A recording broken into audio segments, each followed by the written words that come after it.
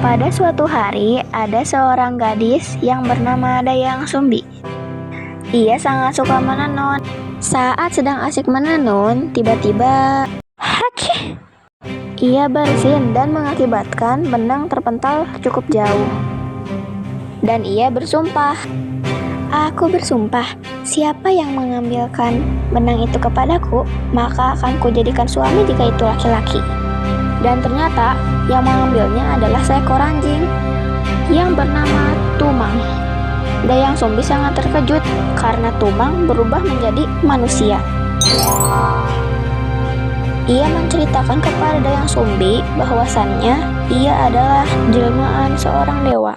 Sesuai janji Dayang Sumbi, ia menikah dengan si Tumang dan mempunyai satu anak yang diberi nama Sangkuriang. Dayang Sumbi masih merahasiakan bahwa si Tumang adalah ayah dari Sangkuriang. Seperti kakeknya, Sangkuriang mempunyai hobi yaitu memburu. Sangkuriang dan Tumang pergi memburu rusa. Dari pagi sampai siang mereka belum menemukan satu ekor rusa pun. Sangkuriang merasa sedikit putus asa. Aduh, kenapa kita belum mendapatkan satu ekor rusa pun ya? Karena ia bingung, ia memanah si Tumang untuk mendapatkan dagingnya. Si Tumang pun mati karena tusukan dari anak panah itu. Sangkuriang pun memberikan dagingnya kepada Dayang Sumbi. "Ibu, ini dia dagingnya." "Wah, baik, akan ibu masak sekarang juga." "Oh ya, di mana perginya si Tumang?" "Maaf ibu, tetapi ini adalah dagingnya si Tumang."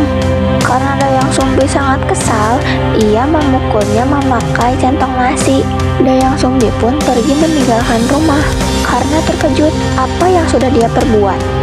Tak lama kemudian, Sangkuriang pun terbangun dari pingsannya dan pergi meninggalkan rumahnya juga karena kecewa.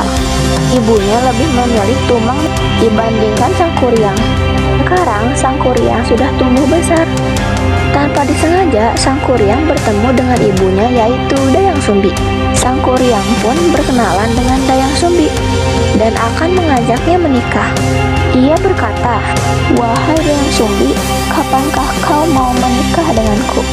Belum sempat terjawab, Dayang Sumbi dikejutkan karena adanya bekas luka di dahi Sangkuriang. Tidak, aku tidak akan mau menikah denganmu karena kamu adalah anakku."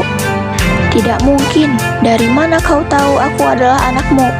"Di dahimu ada bekas luka yang aku perbuat." "Baiklah, jika kamu tetap ingin menikahiku, maka penuhilah dua syaratku ini. Buatkan aku sebuah kapal besar dan sebuah bendungan dalam waktu 1 malam." Sangkuriang pun membuat kapal besar dengan bantuan jin. Melihat tugas Sangkuriang yang hampir selesai, Dayang Sumbi pun berdoa kepada dewa agar menggagalkan tugas Sangkuriang karena ia tidak mau menikah dengan anaknya sendiri. Malam itu, tiba-tiba waktu berjalan sangat cepat. Para jin pun pergi meninggalkan Sangkuriang karena sudah pagi. Dayang Sumbi berkata, "Ini sudah pagi dan kamu belum menyelesaikan syarat-syarat yang aku berikan. Jadi, kita tidak akan menikah." "Tidak." Sangkuriang pun menendang kapal itu dan kapal itu terbalik. Semakin lama, kapal itu pun terbentuk oleh tanah dan menjadi gunung tangkuban perahu. Itulah dongeng Sangkuriang.